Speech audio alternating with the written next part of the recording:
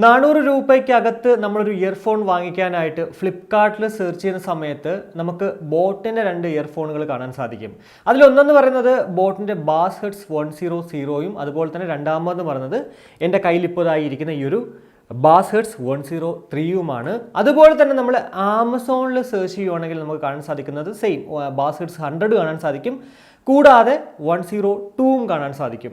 എന്തായാലും ഞാൻ മനസ്സിലാക്കിയെടുത്തോളം നമ്മുടെ ഈ ഒരു 103 എന്ന് പറയുന്നത് ഫ്ലിപ്കാർട്ടിലും അതുപോലെ തന്നെ 102 എന്ന് പറയുന്നത് ആമസോണിലും എക്സ്ക്ലൂസീവായിട്ട് വിൽക്കുന്ന 2 പ്രോഡക്ട്സുകളാണ്. എന്തായാലും ഈ 2 പ്രോഡക്ട്സുകളും ഒരുമിച്ച് നമുക്ക് വാങ്ങിക്കാൻ സാധിക്കുന്നത് ഇവരുടെ ഈ ഒരു ഒഫീഷ്യൽ വെബ്സൈറ്റിൽ നിന്നാണ്. അപ്പോൾ ഇന്നത്തെ ഈ ഒരു വീഡിയോയിൽ ഞാൻ നിങ്ങളോട് ഷെയർ ചെയ്യാൻ പോകുന്നത് ബാസ്ഹെഡ്സ് 103 നമുക്ക് വാങ്ങിച്ചാൽ അത് വർത്ത് ബൈയിങ് ആണോ, അല്ലെങ്കിൽ എന്തൊക്കെയാണ് ഈ ഒരു ഇയർഫോണിൻ്റെ പ്രത്യേകതകളെന്നാണ്. അതിന് നമുക്ക് ഇതിൻ്റെ ഒരു അൺബോക്സിംഗ് കണ്ട് തിരിച്ചു വരാം.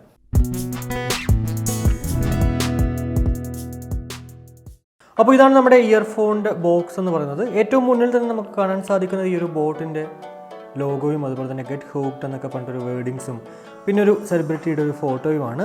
അതിന് തൊട്ട് താഴെയായിട്ട് മാഗ്നറ്റിക് ഇയർബഡ്സ്, അതുപോലെ തന്നെ light weight, adaptive design, hand free communication എന്നൊക്കെ പറഞ്ഞിട്ട് കുറച്ച് കാര്യങ്ങൾ ഹൈലൈറ്റ് ആയിട്ട് എഴുതിയിട്ടുണ്ട്. അതിൻ്റെയും തൊട്ട് താഴെയായിട്ട് ബാസ്ഹെഡ്സ് 103 എന്ന് പറഞ്ഞിട്ട് അവരുടെ ഈ ഒരു ഇയർഫോണിൻ്റെ പേരും എഴുതിയിട്ടുണ്ട്. പിന്നെ നമ്മുടെ ബോട്ടിൻ്റെ പുതിയ ലോഗോയും കാണാൻ സാധിക്കും. 2 സൈഡിൽ നോക്കുവാണെങ്കിൽ നമുക്ക് ബോട്ടിൻ്റെ ലോഗോ കാണാൻ സാധിക്കും.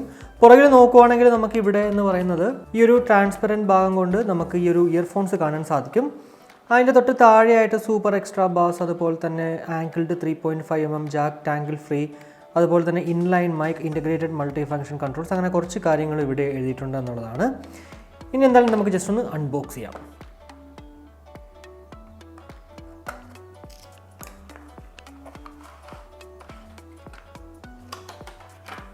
അപ്പോൾ ഇതാണ് നമ്മുടെ ഇയർഫോൺ എന്ന് പറയുന്നത്.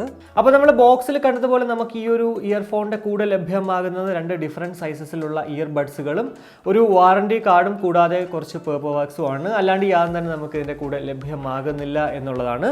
പൊതുവേ നല്ലൊരു ക്വാളിറ്റിയിൽ തന്നെയാണ് ഈ ഒരു ഇയർഫോൺ നമുക്ക് ലഭ്യമാകുന്നു എന്നുള്ളതിൽ യാതൊരുവിധ സംശയവുമില്ല.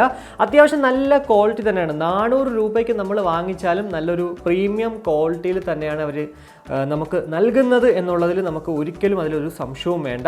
3 കളേഴ്സിലാണ് നമുക്കിത് ലഭ്യമാകുന്നത്: റെഡ്, ബ്ലാക്ക്, അതുപോലെ തന്നെ ബ്ലൂ. എന്തായാലും ഫ്ലിപ്കാർട്ടിൽ നമ്മൾ നോക്കുമ്പോഴത്തേക്ക് 3 കളേഴ്സ് എക്സ്ട്രാ ഞാൻ കണ്ടിരുന്നു. ഒന്നെന്ന് പറഞ്ഞത് ഓറഞ്ച്, അതുപോലെ തന്നെ പിങ്ക്, പിന്നെ ഒരു ലൈറ്റ് ബ്ലൂ എന്ന് പറഞ്ഞിട്ട്. എന്തായാലും ഈ 3 കളേഴ്സും നമുക്ക് എക്സ്ട്രാ കാണുന്ന ഫ്ലിപ്കാർട്ടിൽ കാണുന്ന ഈ 3 കളേഴ്സും നമ്മുടെ ഇവരുടെ ഒഫീഷ്യൽ വെബ്സൈറ്റിൽ ഇല്ല എന്നുള്ളത് എടുത്ത് പറയേണ്ട ഒരു കാര്യമാണ്. അതെന്തുകൊണ്ടാണെന്ന് അറിയത്തില്ല. അതുകൊണ്ട് തന്നെ 3 കളേഴ്സ് ഞാൻ നിങ്ങളുടെ അടുത്ത് പറയുന്നു.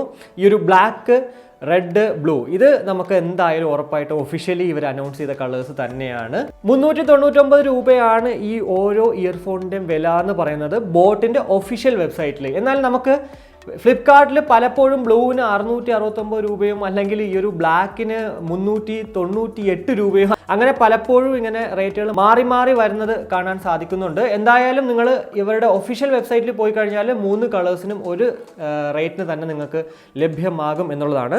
ഇനി ഫിസിക്കലി നോക്കുവാണെങ്കിൽ ഒരു ഗോൾഡ് പ്ലേറ്റഡ് ആങ്കിൾ 3.5mm ജാക്കാണ് നമുക്ക് ഇതിൻ്റെ കൂടെ ലഭ്യമാകുന്നത്. താഴോട്ട് നോക്കുവാണെങ്കിൽ അത്യാവശ്യം നല്ല ക്വാളിറ്റി, ഞാൻ നേരത്തെ പറഞ്ഞതുപോലെ തന്നെ അത്യാവശ്യം നല്ല ക്വാളിറ്റിയിലുള്ള ഒയേഴ്സ് തന്നെയാണ് ലഭ്യമാകുന്നു എന്നുള്ളതിൽ യാതൊരുവിധ സംശയവുമില്ല. പിന്നെ ഇതിനകത്തൊരു മൾട്ടി ഫംഗ്ഷൻ ബട്ടൺ നമുക്കിവിടെ കാണാൻ സാധിക്കും. തൊട്ട് മുകളിലായിട്ടൊരു മൈക്രോഫോണും കാണാൻ സാധിക്കും. അതിന് തൊട്ട് പിറകിൽ നോക്കുവാണെങ്കിൽ നമുക്ക് ബോട്ടിൻ്റെ അവിടെ ലോഗോയും കാണാൻ സാധിക്കും. എന്തായാലും ഈ ഒരു മൾട്ടി ഫംഗ്ഷൻ ബട്ടൺ കൊണ്ട് നമുക്ക് കോൾ എടുക്കാനും കോൾ കട്ട് ചെയ്യാനും അതുപോലെ തന്നെ മ്യൂസിക് പ്ലേ ചെയ്യാനും പോസ് ചെയ്യാനൊക്കെ സാധിക്കത്തുള്ളൂ. വേറെ ഒന്നും ചെയ്യാൻ പറ്റത്തില്ല. എന്നാൽ പോലും നമുക്ക് കോൾ എടുക്കാനായിട്ട്, അതായത് മൊബൈലിൽ നമ്മൾ ഈ ഒരു ഇയർഫോൺ യൂസ് ചെയ്യുന്ന സമയത്ത് കയ്യിലെടുക്കേണ്ടി വരുന്നില്ല. കോൾ കട്ട് ചെയ്യാനും കോൾ എടുക്കാനൊക്കെ ഈ ഒരു ബട്ടൺ യൂസ് ചെയ്യാം എന്നുള്ളതാണ്.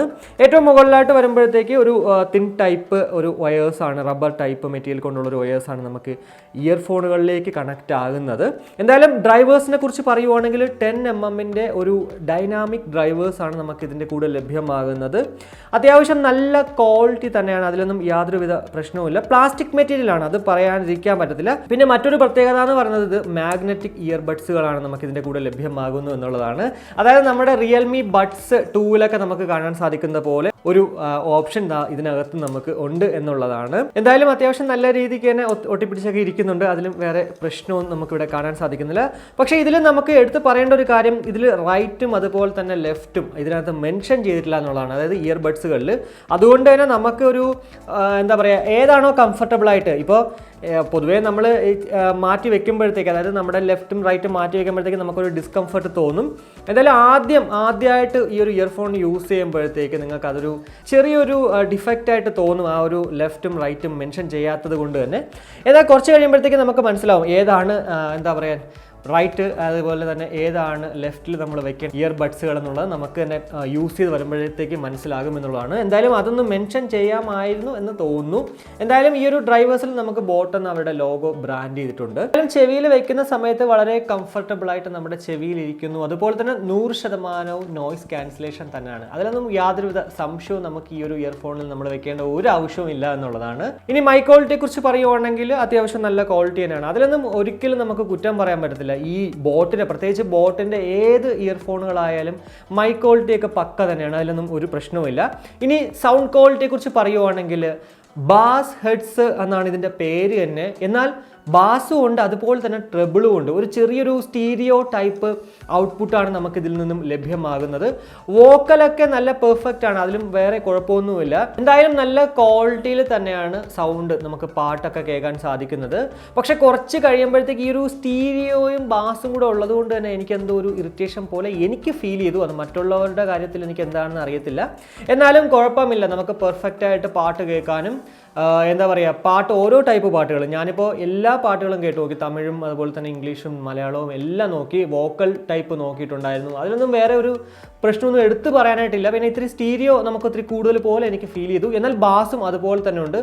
ബാസ് ഹെഡ്സ് എന്നാണ് പറയുന്നതെങ്കിലും എനിക്ക് തോന്നുന്നു ആ ഒരു സ്റ്റീരിയോയും കൂടെയൊക്കെ ഉള്ളതുകൊണ്ട് ആ ഒരു മോണോ ടൈപ്പ് ഔട്ട്പുട്ട് അല്ല നമുക്കിതിൽ നിന്നും ലഭ്യമാകുന്നു എന്നുള്ളതാണ്. പ്രീമിയം, അത്യാവശ്യം നല്ല പ്രീമിയം ക്വാളിറ്റിയിൽ തന്നെയാണ് ഇതിൽ നിന്നും ലഭ്യമാകുന്നത്. ഒരു സ്റ്റുഡിയോ ക്വാളിറ്റി അല്ല. കാരണം എന്ന് വെച്ച് കഴിഞ്ഞാൽ ബാസ് ഒത്തിരി ഡോമിനേറ്റഡ് തന്നെയാണ്. അതുകൊണ്ട് നമുക്ക് എല്ലാവർക്കും അറിയാവുന്നതുപോലെ തന്നെ ഈ ഒരു ബോട്ടിൽ നിന്നും കിട്ടുന്ന ഔട്ട്പുട്ട് എന്ന് പറയുന്നത് എപ്പോഴും ഒരു ബാസ് ഡോമിനേറ്റഡ് ആയിട്ടുള്ളതാണ്. എന്തായാലും 399 രൂപയ്ക്ക് ഇത് വർത്ത് ബൈയിങ് തന്നെയാണ്. അതിൽ യാതൊരുവിധ സംശയവുമില്ല. എന്തായാലും ഈ ഒരു ഇയർഫോൺ വാങ്ങിക്കണോ അതോ റെഡ്മിയുടെ 399 രൂപയുടെ ഇയർഫോൺ വാങ്ങിക്കണോ എന്നുള്ളതിൽ ഒരു കൺഫ്യൂഷൻ ആയിട്ടുള്ള ആൾക്കാരുണ്ടെങ്കിൽ ഉറപ്പായിട്ടും എൻ്റെ ഒരു അടുത്തൊരു വീഡിയോ ഈ രണ്ട് ഇയർഫോണുകളുടെയും ഒരു കമ്പാരിസൺ വീഡിയോ ആണ്. അപ്പോൾ ഇതൊക്കെയാണ് ഈ ഒരു ഇയർഫോണിനെ കുറിച്ചിട്ട് എനിക്ക് നിങ്ങളുടെ അടുത്ത് പറയാൻ പറ്റുന്ന കുറച്ച് കാര്യങ്ങളെന്ന് പറയുന്നത്. എന്തായാലും ഈ ഒരു വീഡിയോ നിങ്ങൾക്ക് ഇഷ്ടപ്പെട്ടുവെങ്കിൽ ഉറപ്പായിട്ടും നിങ്ങളുടെ ഫാമിലിയായിട്ടും ഫ്രണ്ട്സുമായിട്ടൊക്കെ ജസ്റ്റ് ഒന്ന് ഷെയർ ചെയ്യുക. കൂടാതെ ലൈക്ക് ചെയ്യാനും കമൻറ്റ് ചെയ്യാനും മറക്കണ്ട. ഇനി സബ്സ്ക്രൈബ് ചെയ്തിട്ടില്ലെങ്കിൽ ഉറപ്പായിട്ടും സബ്സ്ക്രൈബ് ചെയ്യുക. അപ്പോൾ മറ്റൊരു വീഡിയോ കാണുമ്പോഴേക്കും ബൈ.